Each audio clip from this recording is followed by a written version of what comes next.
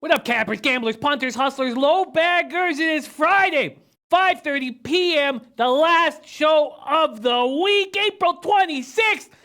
And next week is enormously huge. We have the first Audible on Monday. I'm shooting my Kentucky Derby video on Wednesday on top of all the other shows. And I have hit the Derby 7 years in a row. I mean, it's been chalky ever since I have another. When I'll have another one is at Hastings Racetrack, and we all won.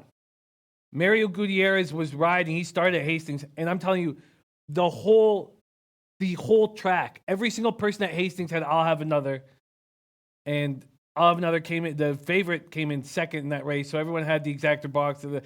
The whole entire track won. That started my roll of 7 straight derbies in a row. Now, the chalk has been coming in, and I saw Orb in person. But we'll get to all that. We got a lot to get into. So it's going to be a huge week. I'm pumped. We are also an hour and 33 minutes until Vladimir Guerrero Jr. graces the field. Man, are we excited in Toronto? Are we excited in Canada? Oh, man, we have a savior, and we know his father. And we're very, very, very excited. I'm excited to be here. We got a lot of work to do. We got an incredible show here today. So I'm going to break down. I've made a bunch of plays in MLB. I know I was very hesitant in the morning, but I'm happy I waited. Feel very good about what I'm on, but I haven't made them official picks yet. I just bet them. So I'll make them official picks on the show. The only one I made official pick on the show were the team total overs, first 5 and full game for the Jays. Team total overs. That's all I'm on in that game. I also jumped in the NHL. I jumped on the over 6 in the Sharks game. So I will be adding a bet there. And it looks like, we'll get into the Islanders game in a second. So we're going to skip NBA altogether and wait for King Rail to join us. He'll be joining us in 42 minutes. But first, in 27 minutes, we're going to be joined by Donnie Rightside. And Donnie Rightside came on the show last Friday. He was incredible. He broke down MLB games. I jumped on one that cashed. In addition, I cashed after we broke it all down. I can't wait to have him on the show. The guy hands out winners. Great baseball capper. So we're going to break down that. Anything else he wants to touch on, too. He can touch on anything he'd like, but we're going to focus probably on MLB. And that's what's up. So shout out to all the low baggers in the chat. It's Friday, baby. Let's get some winners. Brian Watson, Lamont Williams, Vinny Cornell, Brandon Lugo, my guy David Hutton, Harry Dubitsky. 5-0-1. If you saw on my Twitter, yes, I did see on your Twitter. We got Todd Clinton in the house. Todd Clinton said, Jimmy, I'm from Milwaukee. Trust me, the Pfizer Forum will be electric come Sunday. The team can't wait to get the series started. If at any time you like the Bucks, this is the time. You know what, Todd? I'm hearing a lot more people liking the Celtics at plus 7.5 in game 1, which I find surprising. Liking the Celtics in the series. Again, I find that surprising. But that's where heads are at right now. We will discuss that with King Rail. We have Jorge Don't Play in the house. We got Ron Lofton, Walla Walla Dose, Eric Jones, Base Kniff, Jeff Joseph. He's on a couple unders in MLB tonight. Cubs, Diamondbacks, Pirates, Dodgers. I doubled up on the Dodgers. I doubled up first 5 in full game on the Dodgers on the run line. We got Coco Bongo, 5 beers deep. Respect. Ron Lofton, Doug. I'm looking forward to start drinking. I'm not gonna lie to you. It's been a long week, and next week's gonna be even tougher. So really want to abuse alcohol for about 48 hours. Casey Robb in the house. We got Yellow Jesus, Taylor Dunks, Nut Flush Allen. Nut Flush Allen has been cashing Giants, Yankees, or San Francisco Giants. He's our San Francisco Giants expert. He's been cashing with them, and I've been riding with him. And he sent me a direct message. He sent me a DM about what to do with this Giants game, and I listened. And we will get to that game. We got Allen Action. Not applicable. Who says, oh, God. I was just wondering who was going to... Okay, sorry. I still can't laugh. My lungs are a mess, but I was just wondering who was going to shit the bed, because that's what not applicable does. He tells us what team's going to shit the bed, and an incredible record doing it, and he says, I ended up shitting the bed. That's not what I was hoping for. We got Von Polo in the house. Shout out to my guy, Von Polo. Paco Healy, straight out of San Diego. Dion Davis, Tease, Luna Star. I haven't seen a lot of Luna Star. We got B. Fulton, Dion Davis. Picasso the Prophet. Nice to see Picasso the Prophet. And American and I did our UFC video this morning. That's already out. And we'll be tweeting that out. I still haven't made those bets yet, Ann America, but I will. Busy afternoon.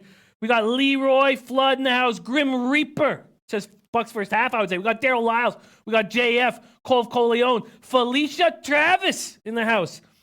What a great group, man. Super Cisco. I haven't seen Super Cisco in a while. Yes, I'm on Dodgers full game -1.5. We got JD. We got Noli. Knows, man. Making unders great again. He came on our show yesterday. Gave 2 unders cash. DJ Big Boss gave it over cash. They were hilarious. Not applicable. Trenton Claxton. Nice to see Trenton Claxton. Everybody's on Golden State. Trenton Claxton. Everybody is on Golden State. And I haven't made a move on that game. We'll talk about that. Sean Glass. Okay, let's get into it and keep a brisk pace. First off, I know that you guys want picks but I'm not making one on Hurricanes Islanders. If I had to make a move right now, I would take the over 5, but I'm not going to make that move. And I really want to watch. I want to watch this game. I need to study how they're going to play against each other. They were only 4 points away from each other in the regular season. Also, the Islanders are playing in sleepy Barclays Center that's not even sold out. They played their first round at Nassau. They played their last, 12 games of the year in Nassau. Maybe their last 18 games of the year, but they've had 9 days off. The Hurricanes are rolling. All that said and done, I'm not making a move. I'm going to watch. I'm not making a move. Let's just quickly look at what the line movement has been in this spot here. We're going to go to money lines and totals. Islanders, Canes. So it opened at 5.5, heavily juiced to the under. And now we have 5s, heavily juiced to the over. And I just don't find it appealing at this point. Failed at life, says Jimmy. Shout out to everyone. And then wonders why I can't make it under an hour. Hey, come on, man. The only reason why this show is special is because of you guys. We got Big Dick Donnie in the house. Stevie Steves. RMK says Canes to play. Alan Action says I'm on the Hurricanes. Grim Reaper says Hurricanes, let's go. That all makes a ton of sense to me. It makes a ton of sense that you guys would back Carolina. But, I think Trotzy will have these guys ready to go. And this is a young team that's had to prove themselves every step of the way. So it's not like they were sitting back in a hot tub saying, look how incredible we just were. They're a dangerous group. So I'm off of this spot, Hurricanes Islanders. Now let's talk about where I'm on. And Grim Reaper says plus money playoffs. Let's go. Unfortunately, we have Christopher Hogan in the house. Unfortunately, I am not making plus money plays. I took the Sharks over 6 at -118. I did beat that line movement. Sharks over 6 and -118. Now Sharks. Oh no, I didn't. It's come back. Wow, it's come back. Interesting. So now it's back at -118. I could have got it at -118 still. Interesting. Okay. But I am taking the San Jose Sharks on the money line. I think they're going to be rolling with their momentum. They won at home. I think the best team in the NHL playoffs this year was the Vegas Golden Knights. I think they were the best team in the playoffs this year, and the Sharks beat them. Now, we can't say they got very fortunate, and sure, that might not even have been a 2-minute penalty. Maybe it was an interference penalty, but when a center loses a faceoff, they almost always throw a little cross-check out, and it turned into a 5-minute penalty. But we talked all about the issue revolving around when there's an infraction, somebody gets hurt, you face the consequence, and it could be you face the possibility of being judged harsher because there's an injury, and that happens in all sorts of things, in life and in sports, whatever. The fact that the San Jose Sharks got through the Knights, I think that they're ready to roll. I think that they're ready to roll, even without little Joe Pavelski. And they have a lot of speed. They can match up speed on speed with the Avalanche. So I am taking the Sharks to win Game 1 of the playoffs, and I'm getting -129 at Heritage. Sharks to win Game 1 of their series at -129 at Heritage. We broke this game down. I need to get into baseball, so I'm going to leave it at that. Leave it at that. Twadi Latte says, Noli, I have the Dodgers in every way. Let's get it. This is incredible. So we're getting that from our man, Twadi Latte, who knows his Pittsburgh team in and out, lives in Pittsburgh. He's on the Dodgers in every way. That should help us move towards the Dodgers. Grim Reaper said, that's great, Jim. Anything -115, less, maybe -120, so -118 is great. I feel you, Grim Reaper. And we don't have time to put up the records right now, but you know how I do in NHL. Actually, NHL, my average line wasn't actually as giant as it ended up being last year. Because last year I hit about 43%. This year it's not quite as big, but still under 50% and up 31 units on the year so far this year. Okay, so born in 94 says, Jimmy, come to Vancouver. I just said Brandy's. They had Prego on the poll, waste of 5 units. That almost caught me. That did catch me by surprise. Brandy's was a little too rich for my blood, man. I go to the dirtier places. So, and dress code. You need dress shoes to walk into Brandy's, don't you? I don't have that. Okay, let's get into it right now. Okay, first off, I'm on the Nationals team total over. A lot of the guys I cap with are all over this play. Nationals are hitting 304, 890 OPS versus lefties. Strom is a possible regression candidate. He's coming off his best start of the year. Let's see what Pinnacle's offering. I've already bet it. Let's see what Pinnacle's offering for the Nationals team total over. Come on, come to me. Okay, here we go. Team totals. Washington Nationals. Oh shit, it's 4.5 at plus 116. Wow. Well, then let's see what Bet365 is offering. Oh, say it ain't so. Say it ain't so. Let's quickly see what they're offering. 4.5. Wow. I wonder if I don't make this an official play now. I really like the 3.5. I don't know if I like the 4.5. Wow. Okay. I don't know what to do now. Maybe I don't make it an official play. Or do you think they get to their 4.5?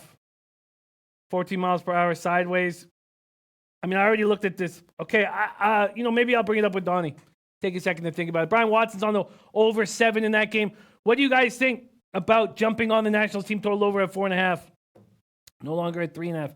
Maybe I should have made them official plays, but it was difficult. All right, Marlins, Phillies, Urena, Eichhoff. First off, I'm just going to roll through the games that I plays on because I have a whole bunch of plays. I'm not making a move here. It's raining. If the game is likely to go off, it doesn't look like it's raining quite as bad in Philly as it is in other places, but it may not go off. I'm staying off the Urena, Eichhoff. I'm staying away from the Phillies. I don't trust the Marlins bats. All that said, I'm off of Marlins, Phillies.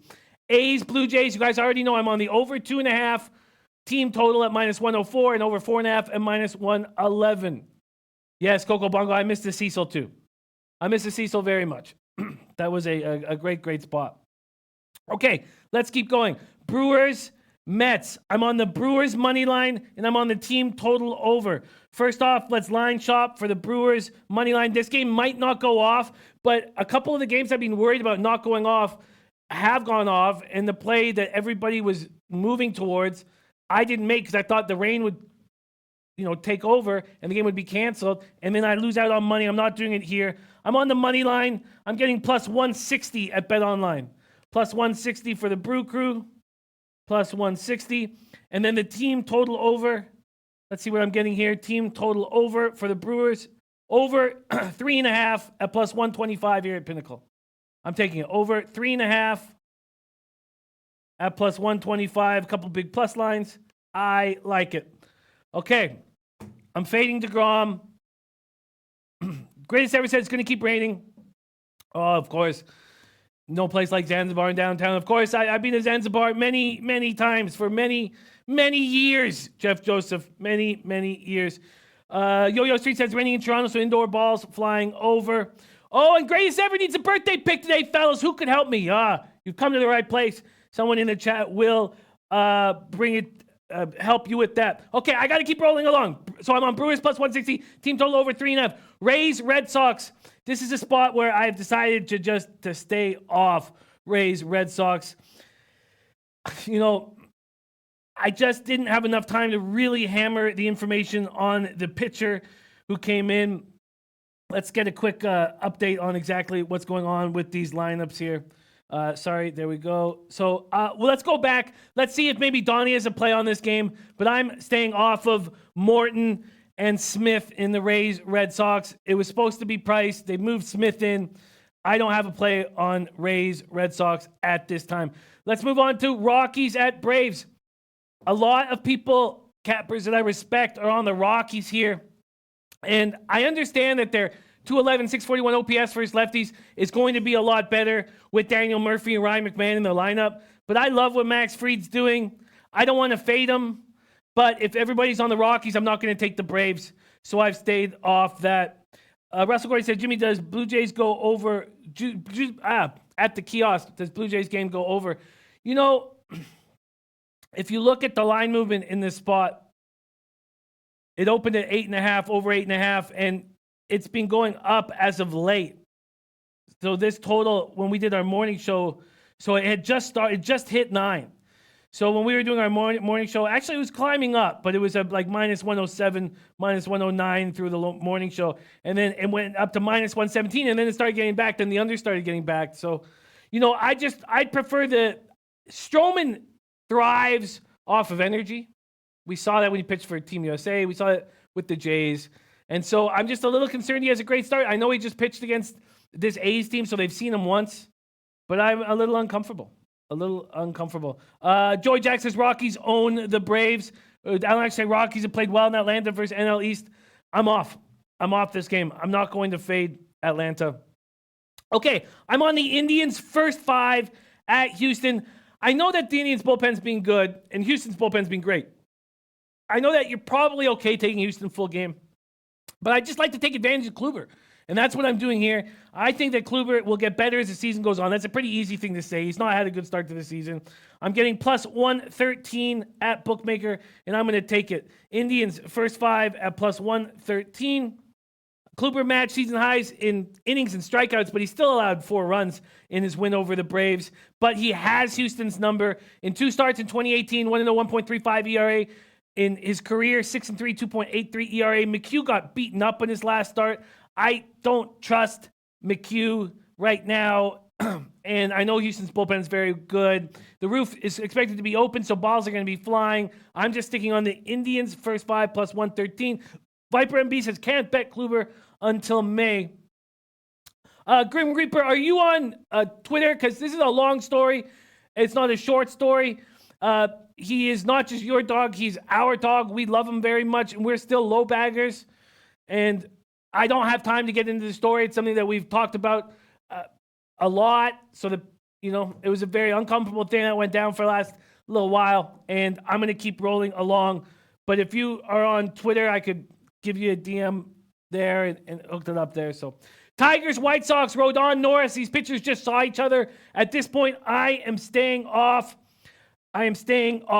this game. I don't think the White Sox should be this big of favorites ever.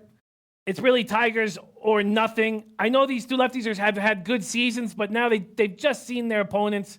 I'm staying off of Tigers, White Sox. Orioles, Twins.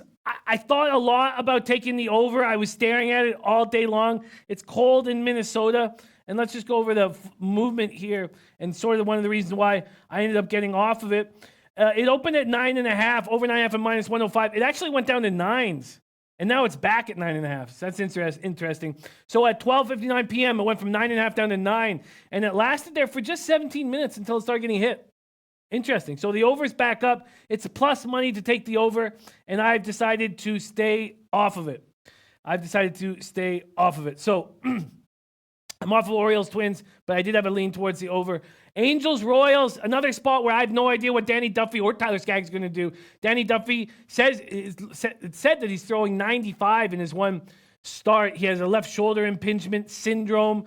One start with Arkansas, Northwest Arkansas in AA League, and he looked good, and he felt good, a little wild. Tyler Skaggs also coming off the deal with an ankle injury. Both I don't want anything to do with. So I'm off of this game. The volatility's high. Let's talk about moves I am on. Cardinals first half minus 0.5 and full game minus 1.5. Michaelis, I think, will start pitching well. Disclafani will improve. He looked much better in his last start, but this Cardinals team just feels like they're rolling, and I'm taking the minus 0.5 on the first half. Let's quickly see what I'm getting. St. Louis Cardinals. That's total. Sorry, quickly. Okay, here we go. First half, St. Louis Cardinals, minus 0.5. I'm getting minus 105. That's available at 5 dimes. First half, minus 105. And then full game here. Full game quickly here. Okay.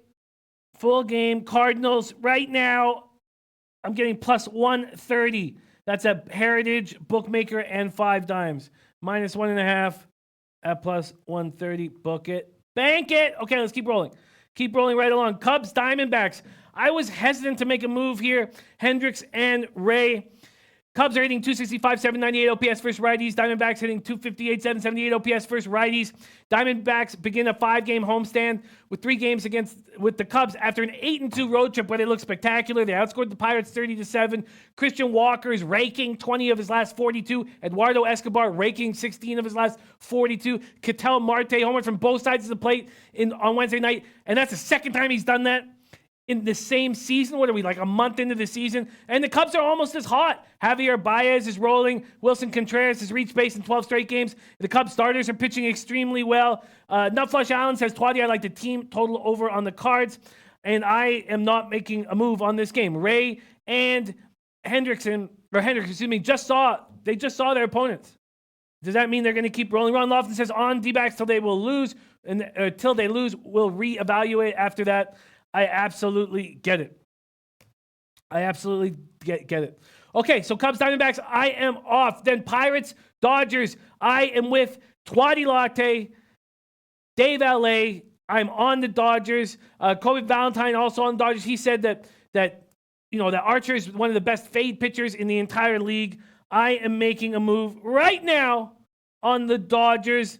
I think that we know that the Pirates can't touch lefties and they're dealing with injuries. 219, 588 OPS versus lefties. We're talking about Ryu, who was absolutely spectacular at home last season. 1.15 ERA, 9 starts at Dodger Stadium last season. Already this year, he's looked great in that one start he had at home. He was dominant in that start. What did he do there? He's also 4-0, 4 career starts against Pittsburgh.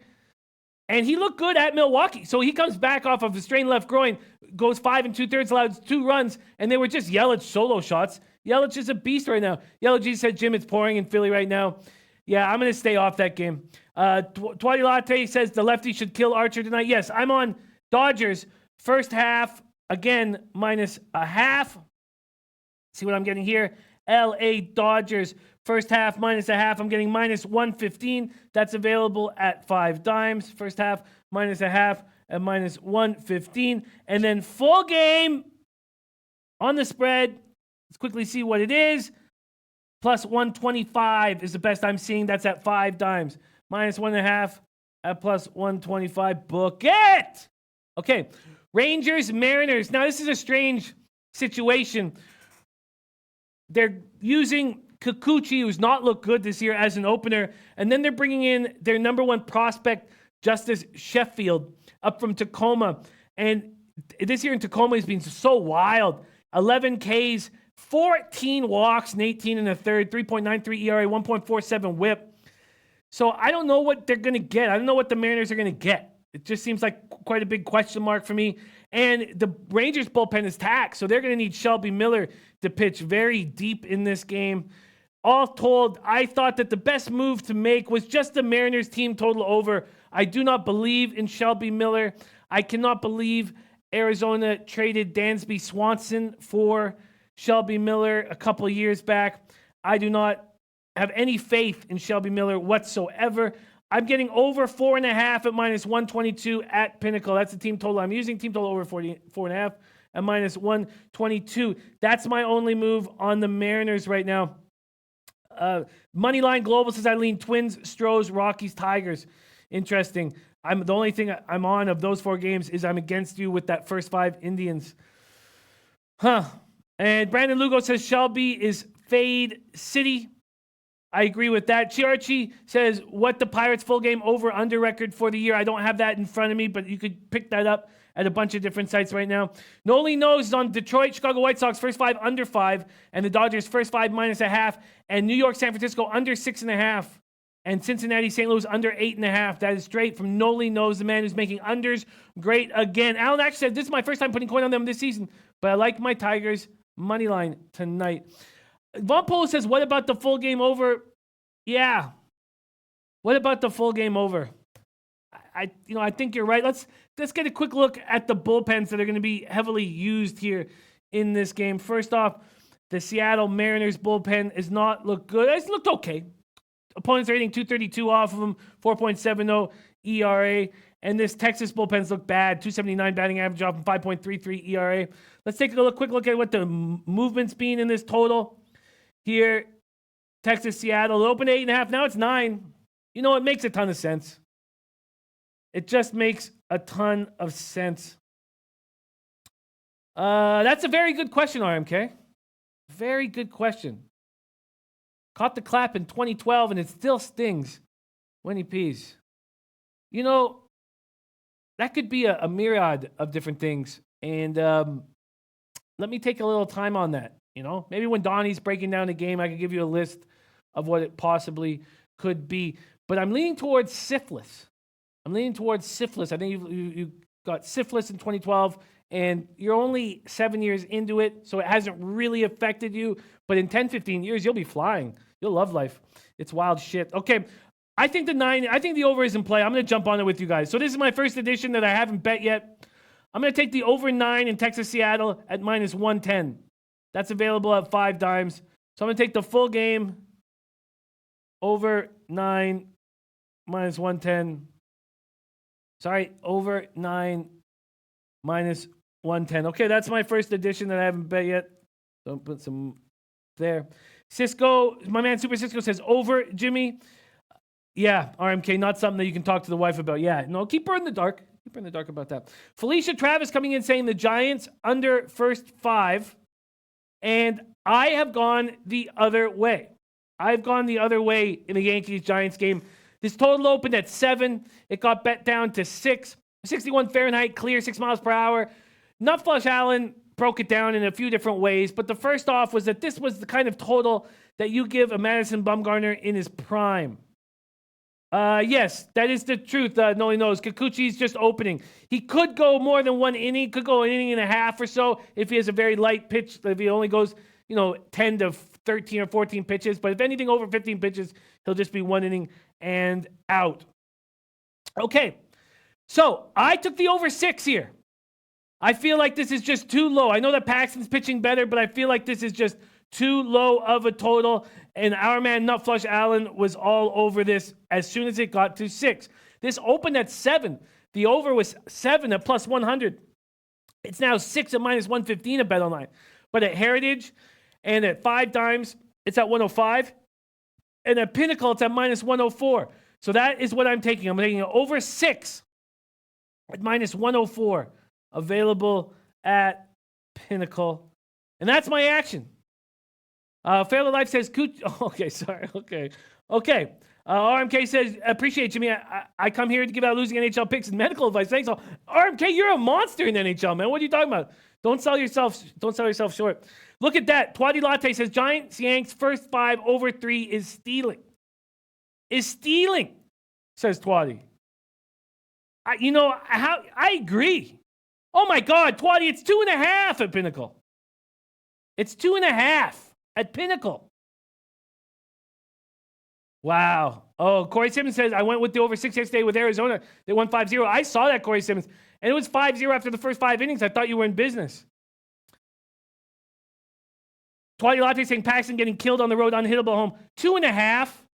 How do I not take that 2.5? It's Pinnacle leading the way to the under, which is, it makes me nervous. But I'm going to take it. Over 2.5, first 5. Oh, it's a dangerous late night game. Okay, I'm taking over 2. And so Heritage and Pinnacle have gone down to 2.5, first 5. Unbelievable. Now, part of it's that the Yankees lineup's never seen Bumgarner before. No one currently on the roster has ever batted against them. But this isn't a Bumgarner throwing 95. It's a Bumgarner with way less velocity who struggles in first innings. Okay, so all that said and done, I'm taking the first 5. So this is another addition over first 5 over 2.5 and minus 124. God, I do not remember seeing a 2.5 for a long time. But Jim Remy says the Giants total seems about right to me. Okay, Kevin Pine's on the Yanks money line, and that's my card. So we're going to be calling up Donnie right now. Get Donnie onto the show. Let me go over my card. Right now, I have nothing on the basketball game and nothing on the Hurricanes, Islanders. Lucky lefty liking that Yankees-Giants spot over as well. Going against the market, a dangerous thing to do, but we're doing here. All right, I'm on the over 6 at minus 118 Avalanche Sharks, and I'm on the Sharks minus 129. And my baseball card consists, and the only play that I didn't make official here that I bet is the Nationals team total over, which is at 4.5 now, and I bet it at 3.5, and I just don't know if I want to take it at 4.5. And so this is my action. I'm on Blue Jays, team total over 2.5 first 5, and at -104, over 4.5 at -111 for full game. I'm on the Brewers money line plus 160, team total over 3.5 at plus 125. That game may not go off. I'm staying off of the Tigers. I'm staying off of the Red Sox game, staying off of the Rockies-Braves game. Then Indians first 5 at plus 113. Staying off of the White Sox game. At this point, I'm off of Orioles-Twins, off of Angels-Royals. I'm doubling up on the Cards. First 5 -0.5 at -105. Full game -1.5 at plus 130. Then I'm off Cubs-Diamondbacks.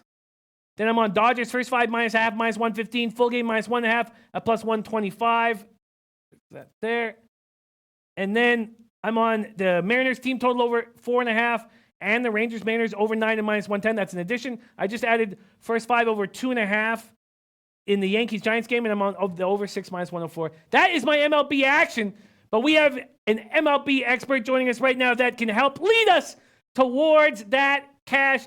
Donnie Rightside, welcome to the show. Thank you so much for joining us on this Friday afternoon, finishing off the week with us. It means the world that you've been joining us on Fridays. We love it. How are you doing on this Friday afternoon in Philly? It is Friday. It is raining. We got tornado warnings out in the area, Jimmy. But the good part about it looks like those are going to clear out for a little bit later. So we should be able to play some baseball here in the city of Philadelphia. Good. And that's not a move I'm on right now. Do you have a move on that game? I actually like the game, to be honest with you, Jimmy. Taking a look at it. I mean, let me just turn my mic down real quick here. I'm just getting some feedback. Looking at the game itself, Jimmy, if you line it up, it makes sense if you're going to go with the Philadelphia Phillies in this game. Just doing a quick synopsis, Urania, as we know, has been hittable in some of the opportunities that he's had this year. Sierra's at 4.41. Expected weighted on base average for Urania is at 337. And then if we take a look at his weighted on base average, Jimmy, from the lefty and the righty splits, 365 the lefties and 397 the righties. But sometimes you look at that Philadelphia Phillies lineup right now and say, boy, they can't get out of their own way. Tonight, I think we wake up a little bit, Jimmy. Yeah. Both these teams have struggled hitting. I guess Philly's not so much against righties. 252, 761. So are you thinking of making just a money line spot here because there's such big favorites? And that's, I mean, you almost are forced to take them -1.5. They open at -183 at BetOnline right now. They're -177. So would you take them on the run line or are you taking them on the money line? No, if actually, Jimmy, I have a little bit different of a twist in this because I'm going to try to leave the bullpens out and I'm going to isolate both of these teams against each other. Because when you take a look at Eichhoff, he does have limited at-bats on the season of what he's faced. 320 Sierra, but he has a 198 expected weighted on base average. But here's the key ingredient for what I'm taking a look at. I think the Phillies lineup, even though it is missing some components, should be able to hit Urania. But on the opposite side, Eichhoff, the way you attacked him, Jimmy, he almost, a 499 weighted on base average to left-handed hitters. But if we take a look at the opposite side with the Marlins, you only have about, 2 or 3 left-handed batters. Actually, one left-handed batter in the lineup from what I'm looking at here. So, I mean, that's the way you're going to look at it and say, you know what? Eichhoff should have a decent start in this one because only outside of Granderson leading off, he handles right-handed batters. Wow. So, very, very interesting. We are going to call Donnie right back. We're having a little bit of sound issues. Super Cisco saying Phillies unpredictable. I mean, let's just take a look at how we'd handle it if we just took them first half here on the spread. First half, Phillies. Still a -140, -135. I'm just hesitant. I'm just a little hesitant to make a move here, but I understand it. I understand it with Marlins, Phillies. We're giving Donnie a call back. I'm probably going to stay off, but I get it. Let's just take a quick look at the lineup that we're going with in this Phillies-Marlins game that is going to go off. Yeah, Granderson, the only lefty. And then Prado, Anderson, Castro, Alfaro, Rojas, Birdie, Brinson. For the Phillies, you got McCutchen, Realmuto, Harper, Hoskins, Williams, Franco, Hernandez, Rodriguez. At this point, I'm staying off. So what is your official play there, Donnie, on the Phillies game? Yeah, I'm sorry we got cut off right there, Jimmy. No problem. Getting back on, I like the Phillies. Good. Now, I don't have any feedback. Now we can actually talk smooth. I can hear myself here. I'm looking Phillies first 5, even though it is a little bit expensive, -135, just on the opportunity that I don't think the Marlins bats are going to wake. I mean, hell, we even took a look at them yesterday with the Marlins, Jimmy. They only scored 1 run through 9 innings, got the 2-run shot from Starlin Castro in the 10th. Looking somewhere around like a 3-1, maybe a 4-1 Phillies lead at the end of 5 innings here. I like the Phillies on the run line, first 5 in this one. First 5 Phillies on the run line is Donnie Ridehide's action. Failed the light says I took Philly team total over 4.5. Twatty Latte says Phillies are stacked but haven't hit in a week. I'm going to spend some more time humming and hawing on that action here. Do you feel like without Segura, Kingery, Herrera, Quinn, that the Phillies team will get themselves together and maybe with all these injuries, we might find value with them moving forward? Or how do you see them handling these injuries? Yeah, no, it's key ingredients at the top of that lineup, Jim, when we look at it. Gene Segura. I mean, you're talking about a contact hitter batting second that's going to hit over 300. He propels the opening part of that lineup because let's just say McCutchen doesn't get on base. Segura's probably going to get on base, and that's going to leave it open for Rhys Hoskins, JT Realmuto, and also obviously Bryce Harper. They just have to get that lineup back in sync and get some base runners out there because it's been a horrific run. But also, let's keep in mind, Jimmy, they're in this space of 17 straight days that they're playing games. They desperately need a day off, and, maybe they can rekindle that fire at the plate. Yeah, they're an interesting team right now. 13-11, 8-4 at home. Okay, what else are you looking at on this card, Donnie? Yeah, some interesting stuff out there. I mean, I heard you talking about the Nationals a little bit earlier, maybe looking at taking them on the, team total, looking at 4.5. Were you doing that? Well, I bet it at 3.5. Now, there was a lot of juice, so maybe long-term that's not something I should be doing. Now at 4.5, it's in a big plus spot. There's a plus 118 hanging on it. What do you think about these national bats that are 304, 890 OPS first lefties getting to Strom, who's had a very nice season and coming off his best start of the year? Yeah, here's the interesting part about Strom because, when you look at some of his analytical numbers, he's due to get lit up. I mean, a 512 SIERA, an expected weighted on base average of 340. Here's the interesting part. He has a weighted on base average to left-handed batters, which he's a lefty, which is kind of interesting, at 444. Now, when you look at the lineup coming in with the Nationals as a team, they really hit left-handed pitching and hit it very well. 377 is a weighted on base average and a 132 weighted runs created plus. So they're raking at the plate versus lefties. The only thing giving me a little bit of pause here, Jimmy, is that Strom is actually better against right-handed batters. A 269 weighted on base average when he's the lefty going against a righty.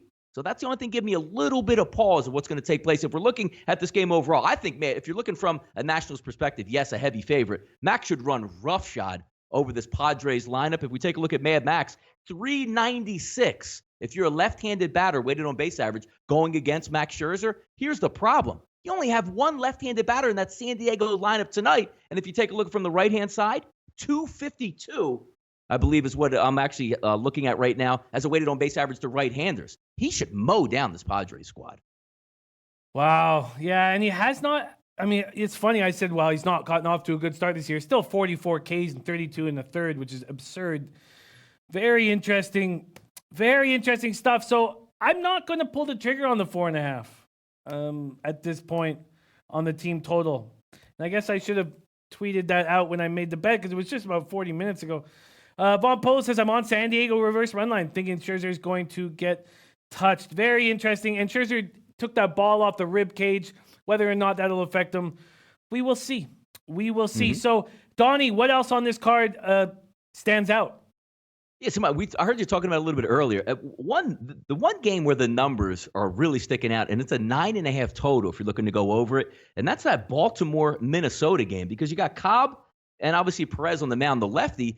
Forget about the way they hit because it looks at Minnesota is raking at the plate compared to what they're going to do to Cobb tonight. 351 weighted on base average, weighted runs created plus of a 118. They should be okay. But when you look at the pitching numbers specifically, Cobb, 430 SIERA, which is, it's not great. If we're looking at a SIERA number, which is awful, that would be 5 and above. But a 480, Jimmy, expected weighted on base average heading into tonight, a 411 weighted on base average to lefties, and a 598 to righties. What that basically means is if Minnesota is average tonight, Jimmy, they're going to put up a lot of runs. Then flip it back on Perez, which we've seen over the years. He can either strike you out, walk you wild, good one night. His SIERA, Jimmy, above a 5. You should get some runs. Now, I know it's up in the Minnesota area, 55, 56 degrees, light wind, big ballpark. They should get that total, honestly. I mean, I was been staring at it all day, and I wanted to make a move in the morning, but the total had dropped. Let's see what. You're right. Yeah. No, you're right about that. When I was looking at that all day long, like I think was it 9 or 8.5 or something in that range, back up to 9. But just looking at the numbers overall, these two teams should touch each other. They really should. I agree. So I mean, what do you do? So there's no more nines. It's back to 9.5. It is plus money, so it's juiced to the under. But when your stats are telling you one thing, and I guess the cold weather in the market is telling you another thing, for me, I stay off, and I don't know. It's questionable. What move would you make on this Baltimore Minnesota game? Would you trust your numbers? Forget about the cold weather in the market move. You know what? It's funny you say that because in April you get a lot of that bouncing scenarios, and one team's going to bounce back or there's going to be regression early, and he can't really be that bad of a pitcher. But the one thing I just like about this, Jimmy, is Minnesota is raking at the plate and he's struggling. So look, 9.5 in a National League ballpark may be able to be tough because you have the pitchers and you're throwing in extra innings or extra outs. But why isn't this game 3-3, 4-3 after 5 innings, and then you just tack a couple one of those on late? And I know if you're looking at it from a Baltimore perspective, you look at their lineup and you're like, man, it's hard to take overs just looking at their lineup alone. But if you get Perez on one of his nights where he's walking guys and giving up, easy on-base target shots, these numbers say these two teams should fly over because neither pitcher is getting people out at a high rate right now. I hear you. Absolutely hear you. It just everything, and their bullpens are trash. These guys are not likely to go deep into this game. Cobb's already allowed 5 home runs in 8 1/3. Von Polo says this is Alex Cobb's second game of the year. He's not ready. He will get hammered. And then Martin Perez, 1.77 whip, 12 walks in 20 1/3. Yep. I agree. It just feels like this is the spot to take the over, and I'm just letting the market scare me, and I guess I should stop doing that. Yes, the numbers you're due again, as I like to say, in April, May, you're due for some regression where this guy can't be that bad or he's going to snap back or just had a couple bad starts to begin with. But sometimes you just got to look at it and say, you know what, and sometimes, Jimmy, we all get caught up as gamblers. Is the right move that makes sense? You question it even more because you say, this pitcher can get lit. This pitcher can get lit. Why aren't we just taking the over? And then you try to outthink and overthink yourself. I get in that problem all the time. Oh, I think I make the move here. I'm gonna hum and haw just for a little bit longer, but that over 9.5 at plus money is very appealing. It's just very appealing. Okay, Donnie, I'm loving this so far. I'm about to make a move. Viper NB's on Twins -1.5 here. I've got some questions I would like to ask you, but are there any other games that you want to talk about? Yeah, one more quick one here, which last Friday came on. I believe Rodon was on the mound as well for the Chicago White Sox and pitched very well and picked up the victory for me, both first half and full game. If we take a look at today, the same type of scenario, Norris, the lefty, versus Rodon on the mound. Sierra numbers for Norris, a little bit elevated, 4.59. Rodon's got a 3.84, which is pretty good. Expected weighted on base average, if you take a look at Norris on Detroit, 337. And then you take a look at the expected weighted on base average coming from the angle of Rodon, only a 279. Now, here's the key component in this game, because both these pitchers, I think, can handle both of these lineups. But when we're trying to find that outlier factor that says, you know what, where's the one shot that's going to give me a little bit of an advantage? And that would be Norris, who's a lefty, obviously. From the right-hand side, Jimmy, his weighted on base average is a 352. Now, here's the key. The White Sox aren't a mashing lineup and get after you like the Astros would be or a healthy Yankees lineup would be. But if you're going to give me 8 batters from the right-hand side to go against a 352 weighted on base average, I'm going to take my chances. I like the Chicago White Sox again tonight. I like the White Sox again. These pitchers have just seen their opponents. Castellanos has finally possibly had his bat wake up. And when his bat is awoke, he's dangerous. And he makes this lineup so much more dangerous. Initially I was like, yeah, of course I like the White Sox here. But then to back the White Sox at this much of a favorite line, let's see what we get right now, line shopping for the White Sox. I guess it's come down. Open at -139 at BetOnline, 8-cent move towards Detroit. Let's just take a quick look at the lineups that Donnie is speaking of.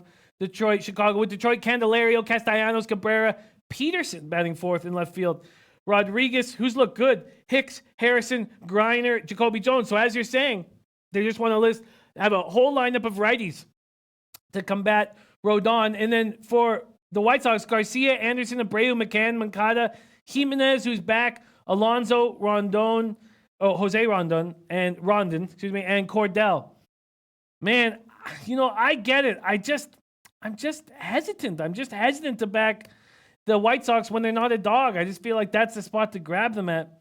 Alan, he's a young pitcher. He's a young pitcher. He's one of those guys where when he's on, he's very good, but he can give those free bases. He can give those walks. And look, we've all seen these younger pitchers and betting on the White Sox. It's a hard stigma to get over. Being like, you know what? I'm going to lay money with the White Sox tonight. It's unheard of over past like the last 2 to 3 years because they're in such a rebuilding mode, which they still are. I just think if I'm looking at this game just from that one angle alone, I think it'll be enough to propel me over. The kids at home, what are they going to play in front of 400 or 500 fans tonight? So not a huge pressure-packed area, and I think they can get it done.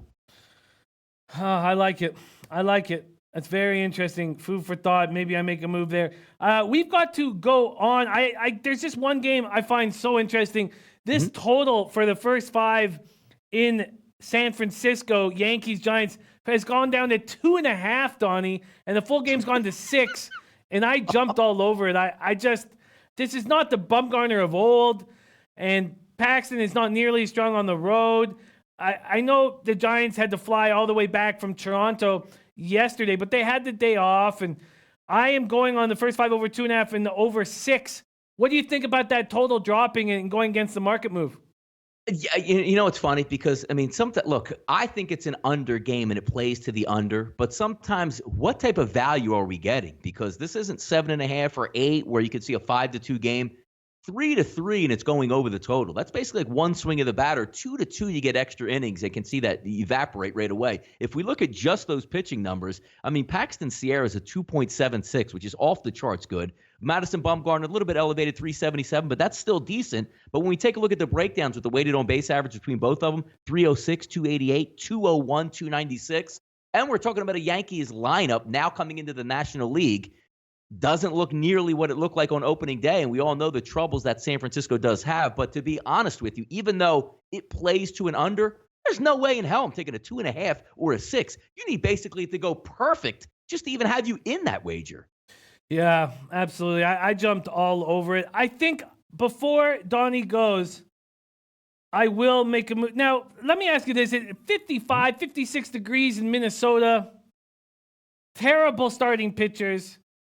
Terrible bullpens. Should I forget the weather and just hammer this over 9.5? I know I've been humming and hawing staring at this, but would you say don't worry about the 55 degrees Fahrenheit? Is the cold weather the reason why this is not a 10 or this was bet down to a 9 at one point? It's interesting because it is a bigger ballpark, and will the ball travel enough? But the one thing you have to like about it, Jimmy, is we're talking about like maybe 45, 50, 55 degrees and that 13, 14 mile an hour wind. It's very light wind. So it's going to be a normal 55-degree night. And neither one of these pitchers, tip your cap if Perez goes 7 innings, 2 earned runs, and the same thing, vice versa with Cobb on the opposite side. I wouldn't be surprised if it's one of those games, Jimmy, where it's the bottom of the second inning and it's like 4-1 already. I would just trust the numbers in the spot, and I would be able to live with it. You know what? Game ended up 3-1. I didn't see that coming here. But this game definitely is more likely to go over than be like a 2-1 or 3-1 type game to me. I hear you, Donnie. And the best line right now is plus 107 over 9.5. At plus 107 Baltimore minutes. So that's available 5 times. I'm very close to pulling the trigger. I'm very, very close to pulling the trigger. And then quickly, Donnie, we got to go. But what do you think about our boy, Vladdy Guerrero Jr., having his first game with the Jays? I jumped on the team totals. What are your expectations of young Vladdy Guerrero Jr.? Yeah, it's a shame, Jimmy, that it's the one league that actually penalizes you for being really good. If you're not a good prospect, you get brought up a lot faster than the better prospect. It's insanity that Vlad Guerrero is finally making his actual major league appearance tonight as opposed to much sooner. He deserves to be up there. And also, my old MO on that, Jimmy, is if the kid is good, you're going to want to pay the kid, and you're going to want to keep him there for a long time. Vlad's going to be great. He's great for the game. It's already a lot of excitement in Toronto. And if you were a Toronto Maple Leafs fan, Jimmy, it just makes it a little bit easier now so you can ease into the summer. It does. And I am not a Toronto Maple Leafs fan. My franchise is much worse. They're the Vancouver Canucks. So if you can imagine it being worse than being a Leafs fan, it is. No cups for us. At least they had their run in the 60s. Donnie, thank you so much for joining us. Where can we find you on Twitter, and what shows you got coming up? Yeah, no. Also on Monday, Jimmy, we'll be doing the Audible together, the rehash, the drafts, who won, who lost. Take a look at those first lines coming out in the NFL. And also, of course, they're on that betting show every day at 4 p.m. and also on WCKG Radio at 3 p.m. Eastern Time. What a pleasure, Jimmy. Everybody's working for the weekend, right? It's almost here. We'll have some fun. Thanks for having me on, Jimmy. Oh, what a great guy. Can't wait to be on the Audible again with you and Whale Capper. Just love having Donnie on this show. Love it. I'm very close to pulling a move on this over 9.5 at plus 107. I still have a little bit more time to think about it, but I will make a decision on it before the end of the show. And now we have our NBA basketball expert, none other than Mr. King Rail in the house on this Friday afternoon, coming to us live from Las Vegas. King Rail, my man, how you doing on this Friday afternoon? What's up, Jimmy, man? It's tough coming behind guys like Donnie, man. I got to give props to Donnie and Drew, man. They great voice, great face for camera and for the radio. But two guys who don't have a great face for the camera, that's Freddie and Larry. But I am Freddie's #1 fan, Jimmy. That's Super Freddie behind me right here. All the drugs he has saved through countless communities throughout America, South America, man. We want to thank Super Freddie, man, for taking all the drugs away from all the kids. Wow, that does look like Super Freddy. Impeccable work. I absolutely love it. Larry Savage says, King Rail, the legend. Well, KR, the legend. Tell me about why I shouldn't take the Clippers full game at plus double digits. And do you agree about this market move all the way down to 231 now from 234.5? Deja vu of Game 5 did the same thing, and Jay Money went against it. So those are my two questions. Should I take... Now, I know you're going to tell me why I shouldn't take the Clippers at plus 10.5, but it's hanging there. It's hanging there, and I love the tenacity and strength of this Clippers team, and Gallinari might have woken up. So tell me why I shouldn't take the Clippers at plus 10.5, and what do you think about this market move on the total? Why you shouldn't take the Clippers? Because what do everybody keep saying, man? Everybody would talk about Golden State. They don't have a pressure. They only play better when they have pressure, when they back against the wall. So that's one of the instances right there. When it comes to the total, Jimmy, I was looking at most of these games that have went over in this series is because the Clippers have won those games and they're packing up points. I don't see the Clippers winning this game, so I'm kind of going to stay away from the under. Even though it's lower than some of them been, we saw with some 237s in the series, 235s, and stuff around that nature. This is only sitting at 231. 230.5 some places, I think. I'm kind of scared of the total, Jim, and I wouldn't be so ready to back the Clippers in this spot either, Jimmy. I mean, my question to you about the Clippers, man, it's one thing that I touched on when I was on with you the other day, and you came on the show too, man. How are the Golden State Warriors going to handle Montrezl Harrell? This guy, like I said, the whole series, Jimmy, he is a beast, man. He went 11 from the field, 11 to 14 from the field the other day on this team.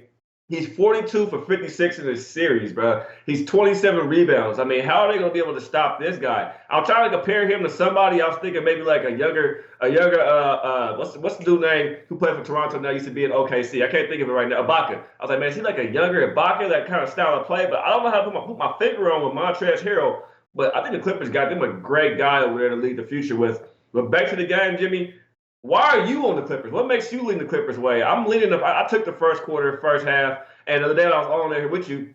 I said Golden State minus 9.5 was the play. That line's at 10.5 some places now. What makes you want the Clippers at 9.5? Well, Farshad Asami joining us, who's on Clippers plus 10.5 and the over 231.5. Farshad Asami 2 days ago was on both dogs, the Jazz and the Clippers, and they both cashed. I just feel like that it's not just the Warriors overlooking the Clippers, these two losses. I think that the Clippers had pressure on them, a lot of pressure on them after winning a game and then coming home in front of their home crowd. And I feel like the pressure is gone now. They came home, they got embarrassed in 2 games in front of their home fans, and then they go back to Golden State, and Golden State is a problem at the 5. That's just Boogie helped their team. Now I know Boogie had some bad defensive numbers, but those numbers were improving. And this was the time of year that you wanted Boogie. Now you got Kevin Looney, who's not terrible, running up and down the court. But I just think that if Gallinari shoots like he did in Game 5, 10.5 points is something the Clippers can stay within. Now, with you guys all over the Warriors, I've not made it a pick and I've not bet it. But if I had to make one move on this game, I would lean to taking the Clippers at double digits. I think they'd leave it all on the court here. They know that they can beat them. And I know the Warriors keep brushing it off like it's nothing and they overlook them, but I think it goes a little deeper than that. I think if the Clippers don't look at the Golden State don't take the Clippers serious tonight, they're going to be in trouble. They could possibly lose this game if they don't take this team serious. They lose this game tonight, Jimmy. I mean, the media, everybody's going to be in a whirlwind. And then this hurts them as well, especially with the Rockets right around the corner from this team. And they have to come out here tonight and use kind of practice. And they have to stop Montrez. They have to stop this guy because they're about to face the Houston Rockets, man. What they're going to do at Houston Rockets, they're going to throw PJ at you. They're going to throw Capella at you. And what I'm seeing right now, Capella might be some decent prop bets in the next round of the playoffs to seeing how they're going to power forwards and the threes and the centers over here. You're right. Boogie was I think the Boogie's problem with Golden State from what I saw, they want to get guys like Boogie and Green going early. They want to build their confidence early. They figured they could build their confidence early. The rest of the game goes easier. So much more so Green. They want to get his confidence going early and kind of get him out the way because he could be a problem child, missing shots and some bad calls from the referee. The next thing you know, you got to watch out for him all game. But I think that's what they were doing with Cousins because a few games I watched with them, man, offense be set, but they were just running plays straight through Boogie. And from a guy who caps all the time, just like you cap all the time, those are little things that I pick up on when it comes to the 5 spots and little certain guys that bring it in your rotation over here. But one of the main reasons why I think Golden State covers as well, Golden State pretty much won every single quarter in this game. Well, especially first quarter and the first half, except for the last game, Jimmy. They've owned them. I figured Golden State come out and get a lead again. That's why I'm on the first quarter. That's why I'm on the first half. And it should float me all the way to the end with a 9.5 victory. I don't see Golden State losing the lead here. This will not be a neck-and-neck type of game, Jim. Well, so why aren't you on Golden State full game? No, I said I am. I am on the full game. I said I'm on the first quarter, first half, and I took the full game. And I think I came on with you Wednesday morning. I had grabbed about a 9.5 right after that. Yeah, well, I mean, my man TS here says you can't go against you can't go against Rail, Jimmy, and I'm not going to. I'm not going to take the Clippers here, and I guess at this point I'm not going to make a move. Now we've got lots of time to figure out if there's any prop bets. Well, real quick, Jimmy, I don't mean to interrupt you, but the Clippers play, as somebody mentioned earlier, with the Clippers and the over. If you're going to parlay those be the way I would parlay it. I would take the Clippers and the over because if you think the Clippers cover or win, then that means the game goes over. That means the Clippers put up enough offense to get the game over because that's when they win games. And when the games are close is when the Clippers and when over is that game. I think it was probably one when a game went over, maybe one or two. I mean, game one or game three, one of those games didn't go over or it did, but it wasn't because the Clippers won that game. It just so happened to go over. But I think in this spot, if you guys are hanging with the Clippers, I mean, the over they would coincide with each other because when the Clippers won those games went over. So if you like them to cover, I mean, the over kind of coincides with that. Yeah, I feel that. Looking at these props in this game here, Lou Will at 22.5, that's a point higher than what he was in Golden State. You got Montrezl Harrell at 17.5. That's actually juiced to the under. JaMychal Green, 10.5, Shai, 11.5, Gallinari, 19.5, and then on the other side, Thompson, 21.5, Durant and Curry both at 28.5. And if you want Durant over 28.5 in my book, you got to pay for it, minus 140. What of those jumps out at you, any? Hey, I've been riding little props throughout this playoffs in general, Jimmy. Yesterday, man, we hit that DeRozan one. That was a great play as well. The day before yesterday, I can't fucking remember right now. I was fucking high all the time. But the great DeRozan shit right there. But when it comes to this game, I got to ride with KD. I took the KD over 36 points and rebounds. He's been the most consistent guy out there on the court. I mean, Curry, the first game, he had 39. KD had 23. But since then, KD's put up 38, 33. He's been out there balling. I was looking at the Curry prop, and on my book, this is just off me the points. I have to take Curry points, rebounds, and assists. And it was somewhere, I think it was like 39.5 or probably higher. And with the way he's kind of been performing in the shooting in this series, I mean, game 3, he had 21 points, but it was a hard way. Then game 4, he was 3 for 14 and 1 from 9 from 3. So that kind of pushes me off of any kind of Steph Curry props. And Klay Thompson has to be consistent. 21 points from him isn't out of reach, but he's more of like a 17, 16 type of guy because it's a guy out here tonight, Jim, that I expect to step up. There's 2 guys that I expect to step up from Golden State Warriors tonight, and that's Iggy Iggy has to step up big time. Last game, Iggy went 1 for 7 from the field and 1 for 5 for threes. He's a key to this Warriors success, man. Him and what's the Livingston, Sean Livingston. He got to start making his shots when he's out there too on the court. He can't be afraid to shoot the ball. He has to start being able to shoot. I mean, I trust his shot over Green taking the three on the floor all day long. So I think Livingston needs to step it up a little bit tonight, and we need a whole lot more from Iggy. Oh man, what do you think about Durant over 2.5 threes is plus 140? Curry over 5.5 threes is plus 120. Iggy's only at plus a half three. He needs to hit 1 3, and you catch that now minus 190. Klay Thompson's just at 2.5. Now it's minus 190 as well. But what you say Curry's 1.5 plus 120 too? No, Curry 5.5 threes plus 120. Oh yeah, that's a lot of goddamn threes right there. I know he's the guy, but he hasn't really been shooting that well in this series for me. I mean, game 2 he was 5 for 11 from 3. So I mean, and like I said, the game 4 stats for him, and I mean, I really can't do it. That's a lot of threes to add for the 5.5, Jim. I would probably take my chance probably with KD. I mean, he has been not throwing him up there. If they let him and leave him out there, he's going to shoot it. He's the one guy on the court who's not afraid to shoot. That's probably one you could take 3-point wise. And Iggy, he shot 5 last time. He went for 1 for 5. So seeing that he make one this game, Jimmy, that's not bad, man. Just 1 3 from a guy, I can see it, especially probably in garbage time too, depending on how it is at certain times. I can see him knocking the 3 down. Minus 190, a lot of juice. Man, I'm just so hesitant. At least we have a few hours to figure this out. So I'll be watching Kings Court, see if I can put a plan together. Okay, well, I have to keep these shows to an hour now, so we've got to wrap up. But I would be upset at myself if I didn't ask you a couple more questions here. First off, Toronto opening at -6, now -6.5. I don't care that they're 2-14 in game 1s. I'm very close to pulling the trigger on the prop bet of the Raptors to win game 1 and the series at -125. And then game 7, Denver 6-point favorites, open at 5.5. And then we have the Sunday night game, Boston-Milwaukee. You don't need to touch on all of them. Boston-Milwaukee. Milwaukee is -7.5-point favorites. What do you like of all those? Is there anything that jumps out at you?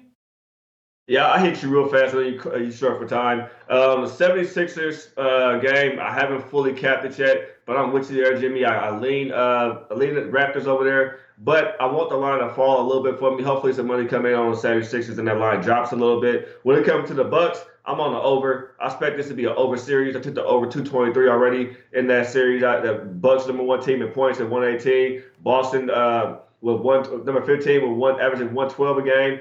First half, they ranked number 3, number 19. They both, I mean, Boston's an over-chitter. At 58.5% of their games this year have went over, 48 for 38, and 44 for 41 of the Bucks games have went over. But I expect overs in this series. I think this first game would be an over bet. I haven't made a sign on that one yet, just because I wanted to watch it kind of and play it, and I want to see how they play with that Marcus Smart on the floor as well. So I didn't take the spread. The -7 kind of scares me away, and I'm definitely not backing the Celtics in that series. In the last game that you asked me about, the Spurs game, Jim, hey, I called it, man. I said Spurs win. Man, I've been calling this series the whole time it went. Spurs game won, this and that. I made money back, Jimmy, off the series bets that we've had. I know you won the series too, and I'm not taking any more of your time. But Pop is 3 for 3, game 7. A lot of these Nuggets players never been to a game 7 before. Give me the veteran team over here. Give me Pop. Give me Aldridge. Give me DeRozan. Give me Gay. Give me Patty Mills to get the young guys around them to get them focused for this game. This is a game 7.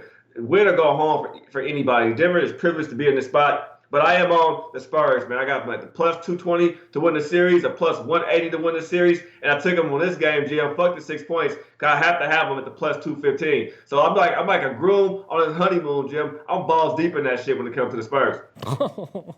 Oh man, remember my lungs. You know, I think it's dangerous, but when you're going to do something dangerous, you need to get rewarded. And that's what you're going to get with the big plus 220 and your series bets. So I would never, ever talk you off that kind of a plus scenario. So I respect it. You know, Nutflush Island, we got to shut this show down, but Nutflush Island just said that KD prop, take it. 2.5 at plus 140? Over 2.5 threes at plus 140. That seems like, after everything we've said, that seems like the most appealing bet on this whole game. King, can you just touch on it for 30 more seconds? Over 2.5 threes at plus 140.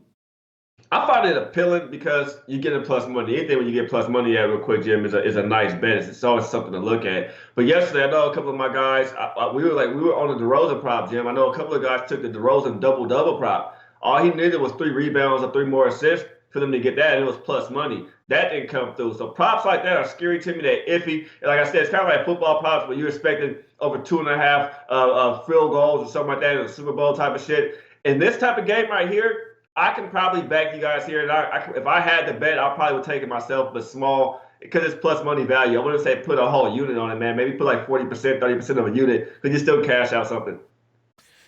Yeah, I'm very close to pulling the trigger on that plus 140 on Durant. Seems like a really fun bet. I'll make that decision over the next couple hours. Man, King, thank you so much for joining us. Man, what a treat it is to roll with you. Where can we catch you on Twitter, and what shows you got coming up? KingRail2 on Twitter, and I'll be up about, 24 minutes after this show, talking weekend hoops and tonight's game with my man Jay Money, my man Max. And like always, Jim, it's a privilege to be on here, man. If you don't mind, though, Freddie, I'm going to need an autograph from you, man. Can you please autograph one of your vials or one of your Vicodin prescription things and mail it to KingRail2, man. I need it, bro. Thank y'all. Have a good weekend, and bless y'all. Oh, what a guy. What a guy, Freddie, chewing on his Vikes. Of course, chewing on his Vikes. Okay, just before we introduce Freddie Fortune, who has that beautiful mural behind King Rail, just before we introduce Freddie Fortune, we do have our Argentinian soccer expert who may not be lasting on this show much longer. I'm very excited watching him lose, and I'm getting joy out of it. So let's go to number one's video. Rafa, can you pop it off one time?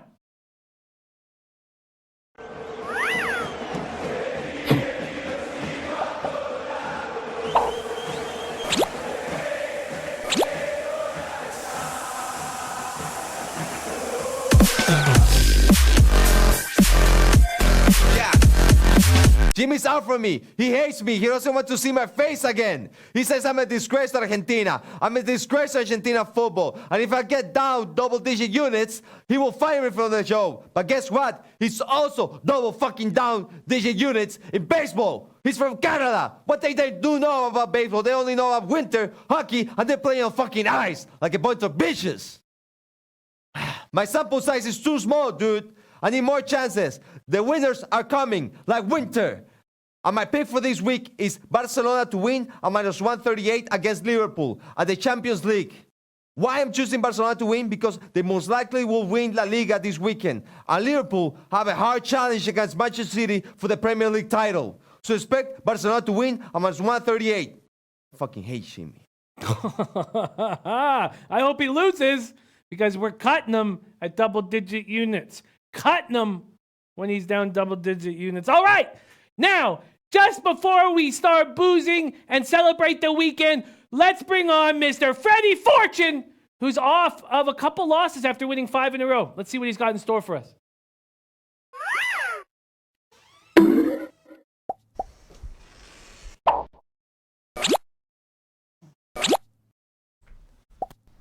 Oh, my fault. What's up, my guys? How you been? My fault. I thought it was Freddie Fortune. It's me, man. Okay, it's a lucrative Larry thing. Sweet, How you been, man? I've been okay. Same old bear and McTies here. The Prince of Ties, the King of Ties, whatever the fuck. I'm taking another time. Australian soccer, man. Yeah, Prince half time. Taking Newcastle Jets versus Sydney FC at plus 137. Yeah, I thought it was Freddie that was the tie guy, but Man, I'm Baron McTies. you did just hit a tie, didn't you? Yeah, of course I am. What was it? It was Real Madrid versus Getafe. And you hit it. It was first half time, right? Hey. Chris, you know I'm a Prince of Ties, right? I didn't. I thought that. Can't count the ties. Baron McTie. All right. Take care, my guys. Wow, look at him. I've not seen him so happy in a long time. I'm gonna do a little strut here. Okay, sure. Do a little strut. All right. Well, Alan actually says, relax, Larry, have a seat. But I like it. Okay, well, that's us. That's us, and that is our show. What the fuck's going on? Freddie, what's up, man? We just had the Prince of Ties. What's going on?